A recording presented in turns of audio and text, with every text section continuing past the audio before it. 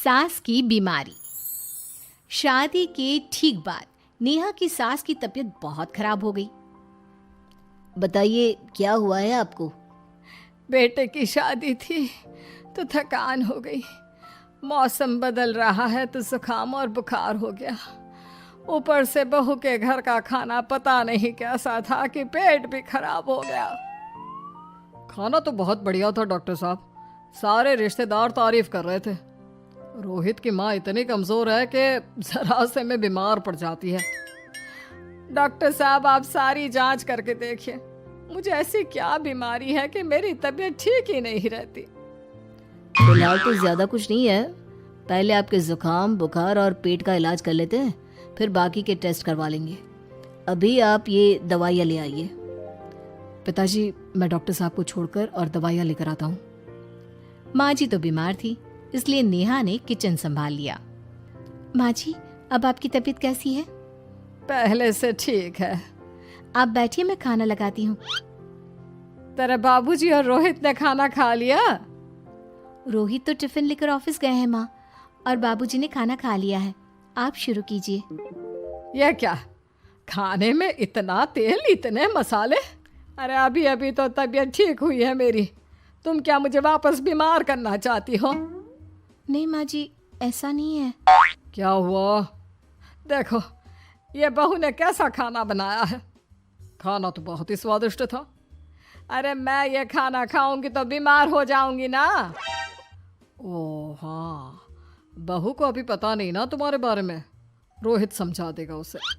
देख बहू, अच्छे से समझ लेना कि इस घर में कैसा खाना बनता है। हाँ माँ जी, मैं समझ लूंगी, लेकिन अभी आप कुछ तो खा लो। ये खाना खा लूंगी तो कल का खाना खाने के लिए बचूंगी भी नहीं। सास की बातें सुनकर नेहा उदास हो गई। उसने रोहित के घर आती ही उससे माँ जी के खाने के बारे में पूछा। आज माँ जी ने मुझे खाने के लिए बहुत बुरा भला कहा। माँ को मसालेदार और तेल घी वाला खाना सूट नहीं करता, वो बीमार पड़ जाती हैं। ऐसी क्या बीमारी है माँ जी को? पता नहीं, आज तक कई डॉक्टरों को दिखाया, कितने टेस्ट करवाए, लेकिन कोई बीमारी पकड़ में ही नहीं आई। नेहा को कुछ समझ में तो नहीं आया, लेकिन उसने अपनी सास के हिसाब का खाना बनाना सीख लिया। माँ जी आज तो खाना ठीक है ना? खाना तो ठीक है, लेकिन ये मुआ रेडियो क्यों चल रहा है इतनी तेज आवाज में? वो माँ जी मैं अकेले काम करते करते बोर हो रही थी ना, तो टाइम पास करने के लिए चला दिया। तेरा इस टाइम पास के चक्कर में मेरा सर दर्द से फटने लगा है। तेज आवाज से मुझे माइग्रेन हो जाता है। सॉरी माँ जी, मुझे पता नहीं था। तुम्हें जब तक सब पता चलेगा तब तक मैं तो भगवान के पास ही पहुंच जाऊंगी। नहीं नहीं, ऐसा मत कहिए ना माँ जी। अब मैं कहीं भूख से ही ना मर जाऊं। खाना मेरे कमरे में रख दो। बेचारी नेहा, उस दिन उसे बहुत दुख हुआ। नेहा तुम रो क्यों रही हो? आज माँ जी ने मुझे बहुत बुरा भला कहा, मैं तो सिर्फ रेडियो सुन रही थी। ओहो, तुम माँ की बातों का बुरा मत मानो, उन्हें तेज आवाज से सर दर्द होने लगता है, दर्द की वजह से बोल दिया होगा कुछ। लेकिन मुझे तो ये सब पता ही नहीं था ना, इसलिए बाबूजी ने मुझे पहले ही फोन करके सब कुछ बता दिया, और मैं तुम्हारे लिए ये हेडफोन लाया हूँ। अब तुम अपने गाने भी सुन सकती हो और माँ को परेशानी भी नहीं होगी।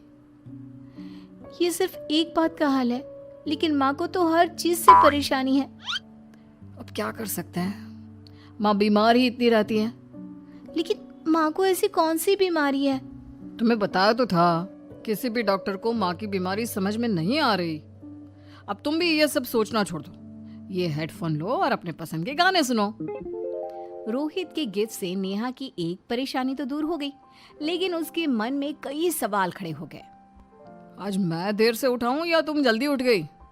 वो माँ जी को कल रात भर सर दर्द हुआ ना, तो जल्दी उठकर उनकी जगह मैंने पूजा कर दी। अरे वाह, अच्छा अच्छा, हे भगवान ये किसकी करामत है?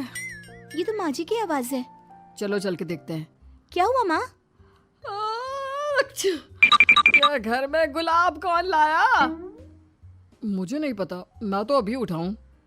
माँ जी आप कल रात भर सो नहीं पाई, तो मैंने जल्दी उठकर पूजा पाठ किया। घर में फूल नहीं थे ना, तो मैं बाजार से गुलाब के फूल ले आई। नेहा, माँ को गुलाब के फूल की एलर्जी है। अब मुझे ये कैसे पता होगा?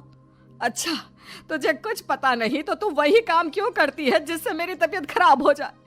रोहित के बाबूजी, ये बहू मेरी जान लेना चाहती है। माँ जी, मुझे ऐसा करके क्या मिलेगा?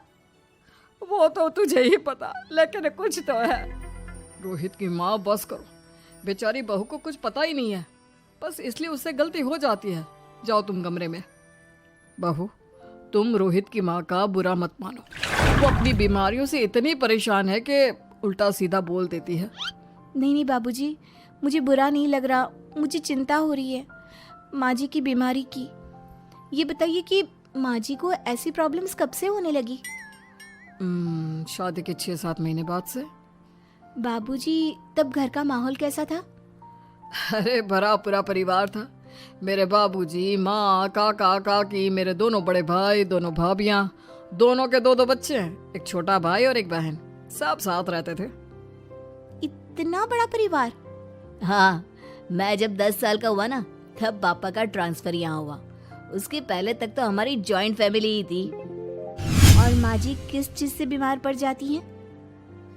जब तेज गर्मी हो, ठंड हो या ज्यादा बरसात हो जाए।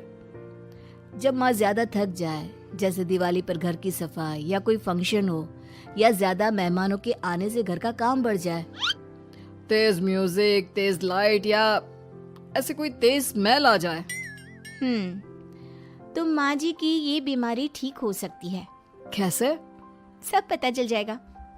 आप कल माँ जी की टेस्ट रिपोर्ट लेने जाने वाले हो ना? हाँ। तो सुनिए क्या करना है।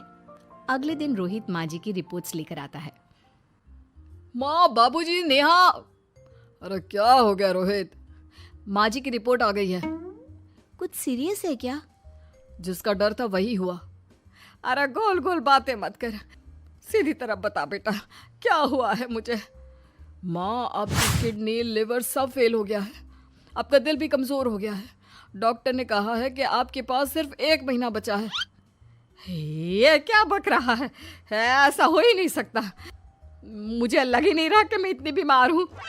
लेकिन माँ जी, रिपोर्ट झूठी तो नहीं हो सकती ना? हाँ, माँ को 20 साल की उम्र से बीमारी लग गई थी, लेकिन कोई डॉक्टर पकड़ नहीं पाया और अब ये बीमारियां बहुत ज्यादा बढ़ गई हैं। हाँ रोहित की माँ, तुम्हें याद है शादी के 6 महीने बाद से तुम बीमार रहने लगी थी। अरे लेकिन वो अलग था, मुझे ऐसे कोई बीमारी नहीं होती। हाँ, तुम उस वक्त बीमार पड़ी थी ना, और अब डॉक्टर भी यही कह रहे हैं, तो सच ही तो होगा। और आप तभी से बीमार ही तो रहती आई हैं। अरे लेकिन तब मैं बीमार थी ही नहीं। क्या मतलब?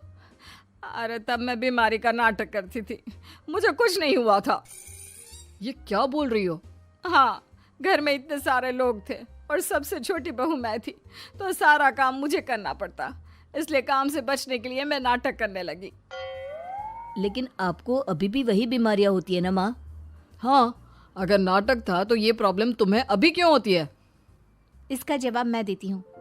माँ जी कई महीनों तक नाटक करती रही, इसलिए इनके दिमाग ने धीरे धीरे इस झूठ को सच मान लिया और इनका दिमाग उन बीमारियों का एहसास कराने लगा।